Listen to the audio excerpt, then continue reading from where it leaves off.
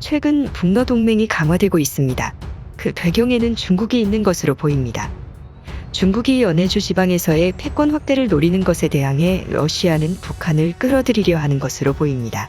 자칫 러시아의 급변 사태가 발생하게 될 경우 이러한 북러 관계는 또 다른 변수가 될 것으로 보입니다. 그렇다면 어떠한 변수가 있는지 살펴봅니다. 국토전략TV? 최근 러시아는 중국 때문에 점점 더 복잡한 상황에 처해 있다고 합니다. 중국이 러시아의 극동 연해주 지역에 대한 영유권을 탐내고 있음에도 러시아는 복잡한 국제적 상황과 내부 사정 때문에 적극적인 반응을 보이지 못하고 있습니다. 핵심적으로 중요한 부분은 중국이 과거 청나라 시대의 영토, 특히 외만주 지방과 대흥알령 산맥 부근의 영토를 회복하려는 움직임이 감지되고 있다는 것입니다. 이 지역은 과거 베이징 조약 이전의 청나라의 일부였으나 중국과 소련의 조약에 의해 러시아령으로 인정받았습니다. 하지만 중국은 최근 러시아 도시들의 중국식 이름을 부활시키고 그들이 지니고 있던 역사적 배경을 강조하면서 이 영토들을 다시 통합하려는 움직임을 보이고 있습니다. 사실 이러한 전략은 러시아가 1991년 소련 붕괴 시기와 비슷한 시점에서 우크라이나와의 전쟁 패배 이후를 대비하여 진행되고 있음을 시사합니다. 하지만 현재 러시아는 이러한 중국의 움직임에 대해 대응할 수 있는 동맹국이 없는 상태입니다. 이로 인해 러시아는 중국의 야심에 대응하기 위해 어떤 전략을 취할지가 미지수입니다.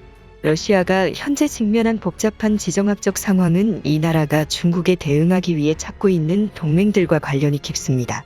러시아는 한때 경제적 투자와 인구 증가를 도모하려 일본과 협력의 손을 잡으려 했습니다. 쿠릴 열도섬의 일부를 일본에 반환하고 매각하는 조건으로 일본인들의 투자를 유도하려 했던 것이죠. 하지만 러시아와 일본 간의 갈등이 심화하면서 이 계획은 무산되었습니다. 러시아가 그 다음으로 눈여겨본 국가는 바로 한국이었습니다. 한국과의 무비자 협정을 통해 극동러시아 지방의 한인들이 진출하게 함으로써 지역 개발을 촉진하려 했습니다. 하지만 2018년 평창올림픽에서 러시아 당국의 해킹 사태와 우크라이나 침공 사태 등으로 한러 관계가 급격히 악화되었습니다. 이로 인해 극동지방을 지키기 위한 신뢰할 수 있는 동맹국을 찾는 것이 더욱 어려워졌습니다. 현재로서는 북한이 유일한 가능성 있는 동맹국으로 보입니다. 최근 러시아와 북한이 블라디보스토크에서 정상회담을 개최할 것이라는 외신 보도가 나왔습니다. 러시아의 푸틴 대통령과 유라시아주의를 주장하는 알렉산드르 두긴의 관점에서 북한에 대한 전략을 이해하는 것이 중요해 보입니다. 그럼 하나씩 이슈를 살펴봅니다. 첫 번째, 핵전쟁 언급한 알렉산드르 두긴. 알렉산드르 두긴은 다양한 지역에 대한 복잡한 견해를 가지고 있습니다. 중국과 관련하여 그는 신장, 내몽골, 만주 지역을 쪼개어 완충지대로 활용해야 한다고 주장하며 일본과의 관계에서는 쿠릴 열도를 일본에 반환하고 일본을 칠러 국가로 육성하여 반미 선동을 강화해야 한다고 주장합니다. 그러나 한반도에 대한 두긴의 견해는 상대적으로 부족합니다. 그의 몇 안 되는 언급 중 하나는 북한에 관한 것이며 그는 북한을 서구, 자본주의와 민주주의에 대항하는 새로운 발전 모델로 보고 있습니다. 더 나아가 그는 북한이 이 목표를 달성하기 위해 핵전쟁을 불사할 준비가 되어야 한다고 주장하고 있습니다. 이러한 주장은 러시아의 핵기술이 북한으로 유입될 가능성을 시사하는 것이며 두기는 한 온라인 영상에서 북한의 미사일이 사실상 러시아의 미사일이라고까지 언급했습니다. 그는 북한을 지지하는 시위 조직을 창설해야 하며 세계를 구하기 위해 북한의 공산주의가 필요하다는 상당히 극단적인 주장까지 했습니다. 이러한 주장들은 두긴의 지정학적 분석을 바탕으로 러시아가 현재 구축하고 있는 외교 정책에 영향을 미치고 있습니다. 북한과 러시아 간의 관계 강화는 러시아의 안보 강화를 목적으로 핵 중심의 동맹을 형성하고 있음을 보여줍니다.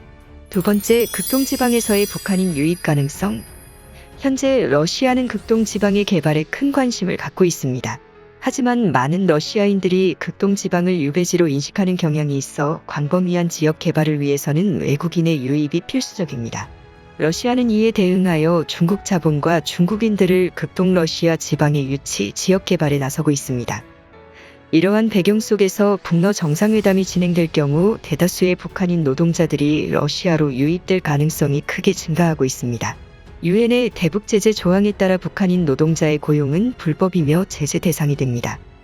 그러나 러시아는 이미 유엔의 제재를 받는 등 사실상 고립된 상황이기 때문에 북한인 노동자들의 유입이 가능한 상태입니다. 북한 노동자들은 세계 노동시장에서 매우 저렴하며 극동 러시아 지방의 강한 냉대 기후와 북한의 냉대 대륙성 기후가 매우 잘 어울리기 때문에 그들의 활용이 매우 적합한 상황입니다.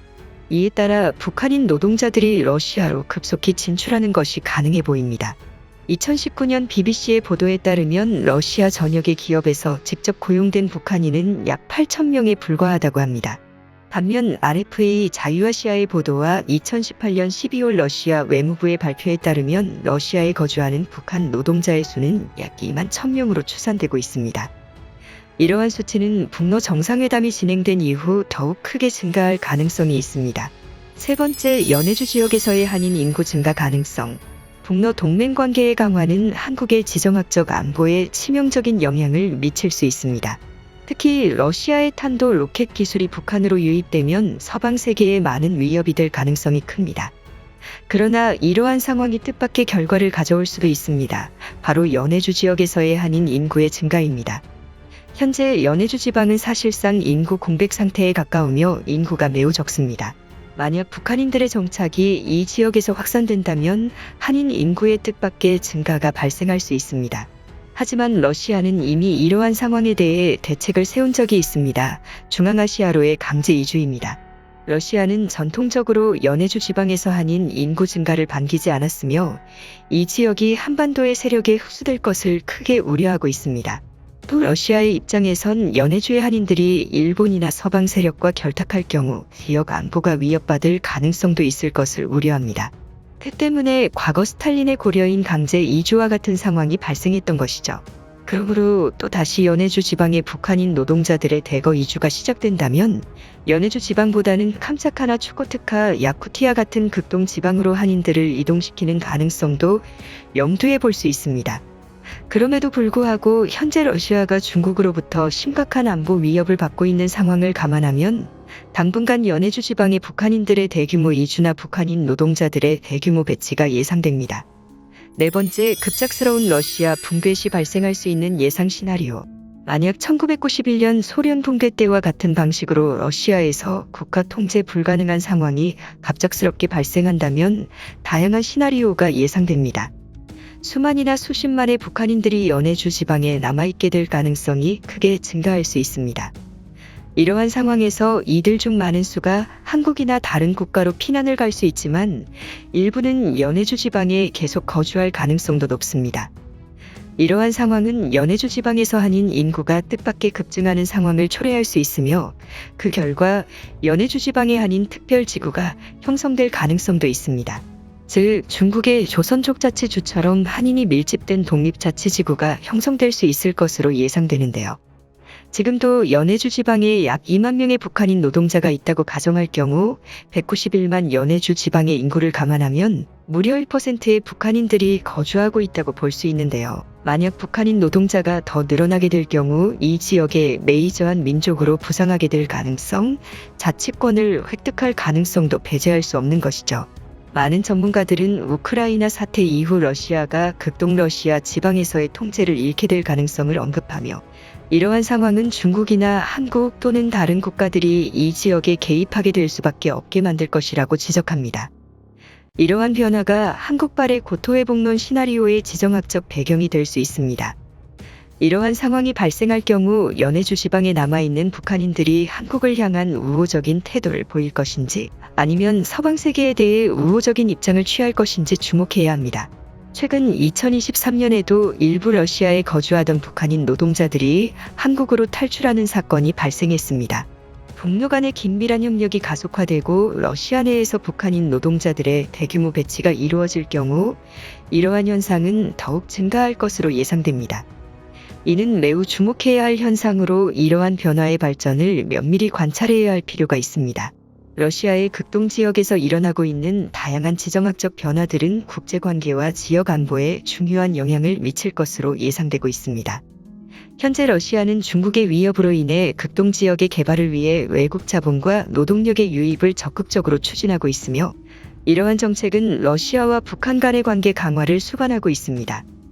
이러한 상황은 연해주 지역의 한인 인구 증가와 관련하여 뜻밖의 결과를 초래할 수 있습니다. 북한인들의 대규모 이주와 노동자 배치가 예상되며 이러한 노동자들이 장기적으로 러시아에 정착할 가능성도 열려 있습니다. 한편 이러한 상황은 러시아 내에서 북한인 노동자들의 대규모 배치와 더불어 한인 인구가 급증할 수 있는 여지를 제공합니다. 또는 러시아의 안정성이 갑작스럽게 약화될 경우에는 연해주 지역에서 한인 특별자치구가 형성될 수 있는 가능성도 있습니다.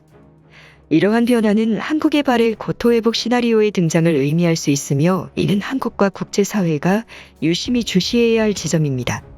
그러나 이러한 변화는 여러 불확실성을 내포하고 있으며 미래의 전개 양상은 다양한 요소에 의해 좌우될 것입니다. 더불어 러시아와 북한 간의 협력 강화가 계속되면 러시아 내에서 북한인 노동자들의 대규모 이주와 배치가 더욱 확대될 수 있으며 이는 지역 안보와 국제관계에 미칠 영향을 면밀히 분석해야 할 필요가 있습니다.